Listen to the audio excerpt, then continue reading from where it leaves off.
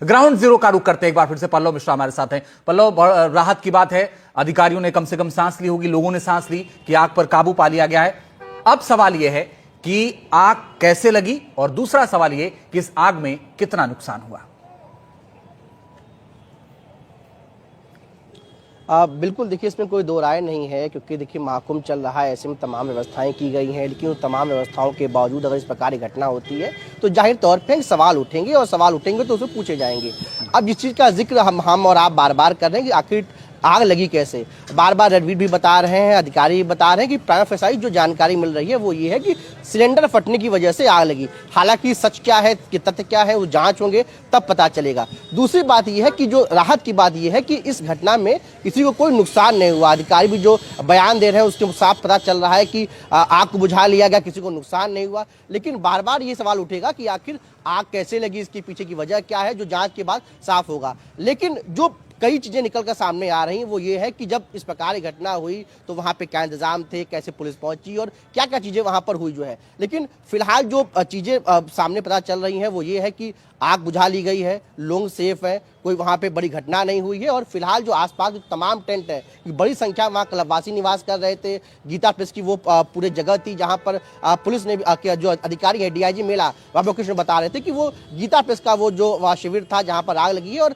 जाहिर तौर पर जब आग लगी है तो वहां पर किसी नुकसान हुआ, और खासकर कई धार्मिक और आध्यात्मिक पुस्तक है, गीता प्रेस इसीलिए जाना जाता है, तो उसका नुकसान हुआ होगा। आसपास के जो पूरे टेंट है, कई वहां पे दुकानें हैं, कई शिविर है, उसको बड़े स्तर पर जो है नुकसान हुआ है। फिलहाल जो है वहां पे जो गाड़ियां मौजूद है, फायर ब्रिगेड की एम्बुलेंस, जो उसको वहां पे स्थिति को कंट्रोल करने में लगी हुई है। लेकिन अभी जांच के बाद ही पता चलेगा कि चलिए पल्लव, हम लोग भी लगातार जांच की बात कर रहे हैं। दर्शकों के जहन में भी सवाल होगा कि जांच होगी तो सच सामने आएगा। आप भी बार बार सवाल उठा रहे हैं, रणवीर भी यही बात कर रहे थे। रणवीर, ये सवाल पूछना अभी थोड़ा जल्दबाजी है, लेकिन फिर भी क्या कहीं कोई साजिश तो नहीं है? देखिए, ये कहना बहुत जल्दबाजी है। जो लोग कुंभ कवर कर चुके हैं वो जानते हैं।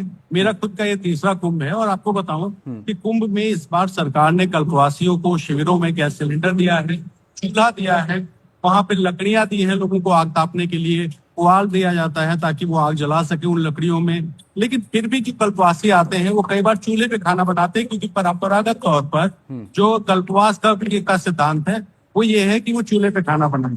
अब बात आती है आग कहाँ लगी। ये आग लगी शिविर में, गीता प्रेस के शिविर में। गनीमत की बात यह है कि ये हादसा रात में नहीं हुआ, क्योंकि रात में लोग अपने टेंट्स में सोते हैं, और सोने की अवस्था में अचानक आग लगी तो हादसा बड़ा हो सकता था। दिन का वक्त था, सिलेंडर ब्लास्ट की जानकारी मिली। चूंकि प्रशासनिक अमला पहले से हर तरह से तैयार है, वहां पर बड़े बड़े फायर एक्सटिंग्विशर्स से लेकर छोटी छोटी ईटीवीज वहां पर मौजूद हैं, जो पानी की पाइपलाइन कैसे सप्लाई हो सकती है, मोटर्स वगैरह तैनात किए गए हैं।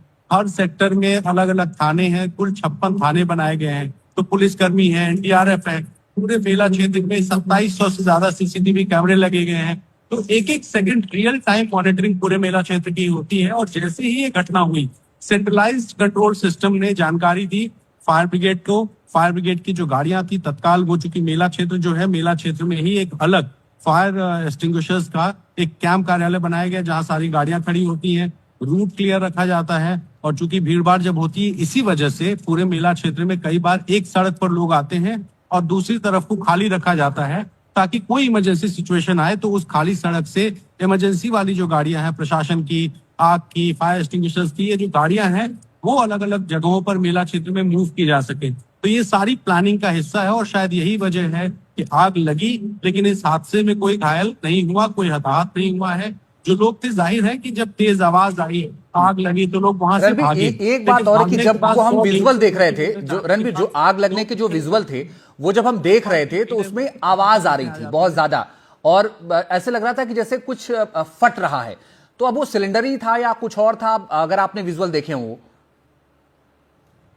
देखिए, जानकारी ये मिली कि सिलेंडर ब्लास्ट है, लेकिन प्रशासन बार बार ये कह रहा है कि हम इस हड़बड़ी में नहीं है कि आग क्यों लगी इस वजह को बता सके। सिलेंडर ब्लास्ट की जानकारी थी, आग बुझाना प्राथमिकता थी, आग बुझाया गया है। धुआं थोड़ा बहुत उठ रहा है, उसको भी बंद हटाने की कोशिश है। उसके बाद घटना की कारणों की जानकारी ली जाएगी, पता किया जाएगा कि किसी की लापरवाही थी। मान लीजिए कि मेरा क्षेत्र है, किसी ने सिलेंडर खुला छोड़ दिया, उसकी वजह से आग लगी। क्या उसमें उस सिलेंडर में लीकेज था, और अगर गैस सिलेंडर नहीं था तो किस वजह से आग लगी। और जो साजिशों की बात की, ये एक एंगल होता है, जरूर होता है, क्योंकि इतना बड़ा मेला है, उसमें बहुत सारी तैयारियां होती हैं और डर भी होता है। जी। तो जो साजिश की बात है, ये एक जांच का हिस्सा होगा, लेकिन बहुत जल्दबाजी होगा ये कहना कि ये एक साजिश हो सकती है। लेकिन फिर भी पुलिस हर एंगल से जांच करेगी, प्रशासन हर एंगल से जांच करेगा। बिल्कुल, इसकी हर एंगल से जांच। रणवीर बने रहिए, कुछ तस्वीरें ड्रोन से आई हैं, वो तस्वीरें भी हम दर्शकों को दिखा रहे हैं कि जब ड्रोन से ये तस्वीरें ले गई तो स्थिति क्या थी अब से कुछ देर पहले की। आप देखिए, ये रेलवे का ब्रिज है प्रयागराज का, और ये देखिए कैसे आग भयानक लगी हुई है, और जो आग लगी है वो रेलवे के ब्रिज तक पहुंच गई है। आप रेलवे का ब्रिज देखेंगे तो आपको ये समझ में आएगा कि रेलवे के ब्रिज तक आग पहुंच गई है। इस दौरान शायद संभवतः ट्रेनों को भी रोका गया होगा, और उसके बाद धीरे धीरे करके इस आग पर काबू पाया गया। लगभग 10 टेंट इस आग में जले हैं, लेकिन राहत की बात यह है कि आग दिन में लगी। दूसरी राहत की बात यह है कि इस आग पर पूरी तरह से काबू पा लिया गया है। ड्रोन की तस्वीरें देखिए, ये रेलवे ट्रैक के ऊपर की तस्वीरें, पुल है, पुल के ऊपर की तस्वीर आप देखिए, पुल के इस पार और उस पार आपको धुएं का बड़ा गुबार नजर आएगा। पल्लव हमारे सहयोगी लगातार बने हुए। पल्लव, जो ड्रोन तस्वीरें हैं वो तो देख के डर लग रहा है कि अगर ये आग बढ़ जाती तो बहुत मुश्किल हो जाती। बिल्कुल, जाहिर तौर पर इसमें कोई दो राय नहीं है कि अगर ये मतलब जिस तस्वीर का जिक्र कर रहे हैं हम, कि अगर ये बड़ा हादसा होता तो बहुत नुकसान हो सकता था। लेकिन इसका जिक्र रणवीर ने किया कि राहत की बात ये थी कि शाम के वक्त घटना हुई जो है, ये रात को नहीं, अगर रात को होती तो एक बड़ा विकराल रूप ले सकती थी और कई लोगों को इसमें नुकसान भी हो सकता था। लेकिन अच्छी बात यह है कि जिसमें घटना हुई और जिस प्रकार की अब रणवीर जिक्र कर रहे थे कि जो सरकार ने तैयारी कर रखी है, पूरे महाकुंभ का जो पूरा मेला क्षेत्र है वहाँ पे इतनी व्यापक तैयारी है कि इस प्रकार की जब घटनाएं होती है उसके लिए तमाम वहाँ पे टीमें मौजूद हैं जो बहुत रियल टाइम में वहाँ पहुंचकर इस प्रकार की घटनाओं को काबू पा सकती हैं। 25 सेक्टर यहाँ पे है, 56 थाने वहाँ बनाए गए हैं, बड़ी संख्या में अस्पताल बनाए गए हैं, कई जगह फायर टेंडर के जो एक्सटिंग्विशर के जो गाड़ियाँ हैं वो बड़ी संख्या में यहाँ पे तैनात है, कई मोबाइल फायर एक्सटिंग्विशर की गाड़ियाँ हैं जो यहाँ पे तैनात है। तो जैसे ही घटना हुई वहाँ पे तुरंत जो है सिर्फ फायर ब्रिगेड के अधिकारी, पुलिस के अधिकारी, प्रशासन के अधिकारी वहां पहुंच गए और बहुत कम समय में इस घटना पे काबू पा लिया, जिसका नतीजा ये हुआ कि बहुत नुकसान नहीं हुआ। तो कुल मिलाकर ये सबसे अच्छी बात ये रही है कि इस प्रकार की जो घटना हुई उसको जो सरकार की तैयारी थी उसको जो है उसका असर देखने को मिला कि चीजों को सामान्य कर लिया गया।